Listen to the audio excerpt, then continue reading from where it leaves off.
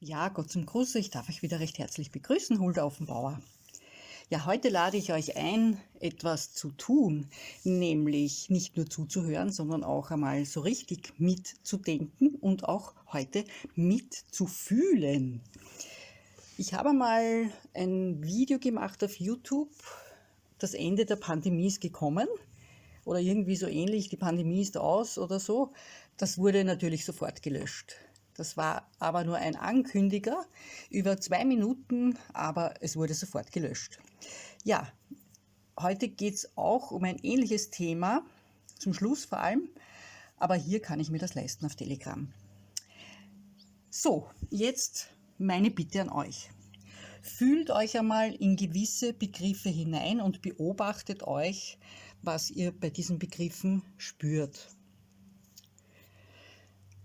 Staat, Gesetze, Anordnungen, Beschneidung, Einschränkung, seelische Verletzungen, neue Weltordnung, Klaus Schwab und Konsorten, Willkürherrschaft, Krieg, Hierarchie. So, und jetzt? Was fühlt ihr jetzt? Freiheit, Entfaltung, Liebe, Akzeptanz, Mitgefühl, Anarchie. Ich möchte euch immer ein paar Gegensätze gegenüberstellen und euch damit etwas zeigen. Wir sind in gewisse gesellschaftliche Schablonen hineingepresst worden. Freiwillig oder unfreiwillig, das ist wurscht. Es wurde so angeordnet. Und durch diese gesellschaftlichen Schablonen und Formen sind viele Menschen sage ich mal, in Bewegungslosigkeit gekommen, in Stagnation, in Aufgabe, Blockade, Erstarrung. Das Gegenteil, wie fühlt sich das jetzt an? Bewegung, Kreativität, Entwicklung, Fortschritt, Reife, Wachstum. Jetzt kommt der nächste Gegensatz. Das Alte Testament. Gesetz, Schuld, Strafe, Sklave, Opfer bringen. Was fühlt ihr dabei? Und jetzt fühlt euch einmal ins Neue Testament hinein. Gnade, Barmherzigkeit, Versöhnung, Vergebung, Freiheit, Vollmacht, Fülle. Ihr merkt genau, es gibt einen Unterschied zwischen der einen Seite und der anderen Seite. Und darum frage ich mich, warum geben sich viele Menschen noch mit diesen negativen Dingen ab? Warum schauen viele Menschen noch diese ganzen Kanäle, wo das alles berichtet wird, was sie vorhaben, beziehungsweise das Alte Testament, also immer diese negative Seite. Es gibt hier keine guten Gefühle, das merken wir, ja. Es ist doch viel besser, wenn wir uns mit diesen positiven Dingen beschäftigen, wo wir schauen, dass wir in das Wachstum hineinkommen, Fortschritt, Reife, das Neue Testament, ja, in diese positive Seite.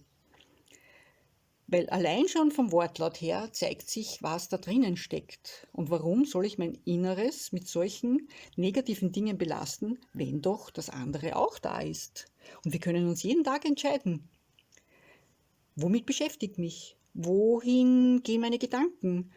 Denn wo meine Gedanken sind, dementsprechend werden sich meine Gefühle einstellen. Wir haben das jetzt genau gesehen, was da für Gefühle rauskommen. Und dementsprechend sind dann auch die Handlungen, die uns dann wieder beeinflussen. Und jetzt möchte ich euch einen Vers zeigen. Und zwar, dieser Vers befindet sich in Lukas Kapitel 4, 18 und 19. Das ist die Stelle, wo Jesus Christus in der Synagoge aufgefordert wurde, einen Text vorzulesen. Und das war genau sein Text, der war auf ihn zugeschnitten, das war seine Mission, die er hier auf der Erde zu erfüllen hatte. Und er spricht hier, der Geist des Herrn ist auf mir. Ich bin durch diesen Geist gesalbt.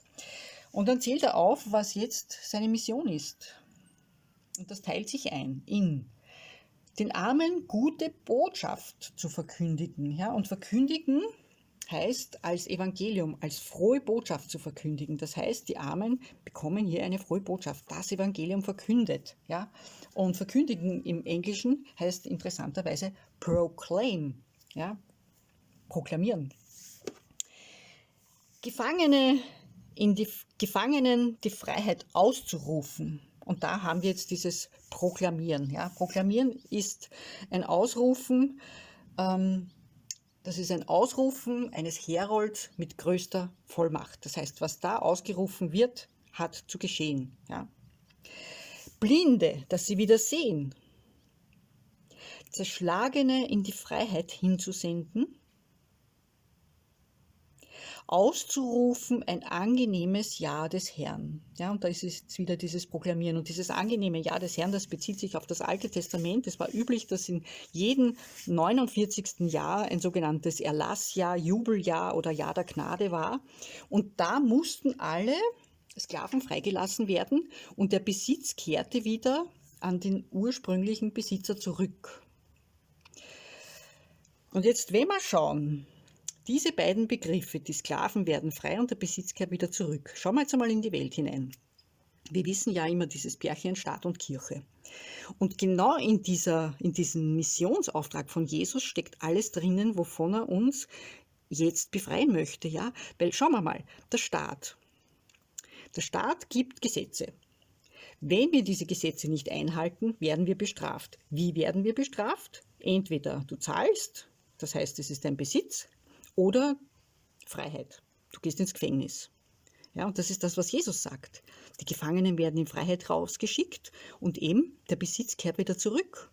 Und die Kirche hat ja auch was dazu beigetragen. Und das ist das, was Jesus hier ausspricht. Die Blinden, dass sie wieder sehen. Weil die Lehren der Kirche falsch sind und dadurch die Menschen blind sind und gar nicht wissen, wer sie eigentlich wirklich sind. Und wenn wir jetzt in die Bibel reinschauen, wir wissen genau, wer diese Gesetze gibt. Jakobus sagt uns das eindeutig. Jakobus Kapitel 4, Vers 12. Einer ist Gesetzgeber und einer ist Richter. Wir wissen genau, wer da dahinter steckt. Und jetzt gilt es an uns, etwas zu tun. Nämlich, damit wir in diese ganze positive Seite hineinkommen. Und da ist jetzt gefragt, unsere Kreativität. Ja?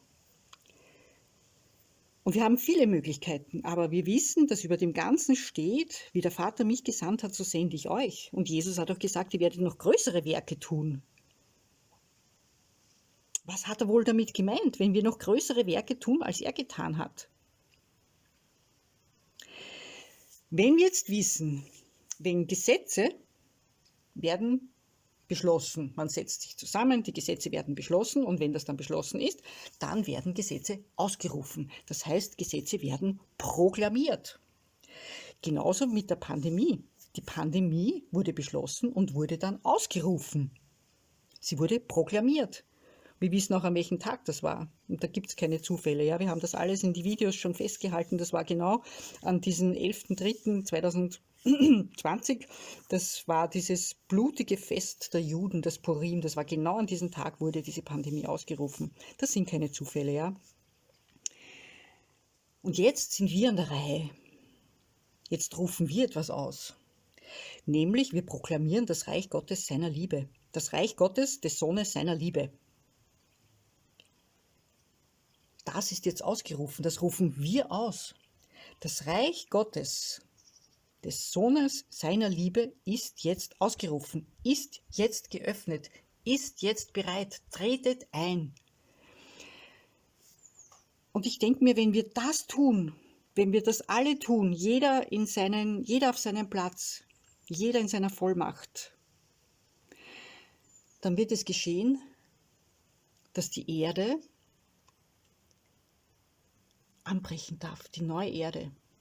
Wir wissen ja, wir sind in diesem Übergangsbereich, wir sind in der Übergangszeit, es ist vieles in Umbruch, wir sehen das, innen, außen, überall. Ja? Systeme zerbröseln und es ist unsere Aufgabe jetzt, das Reich Gottes des Sohnes seiner Liebe auszurufen. Und dazu wünsche ich euch Gottes reichsten Segen.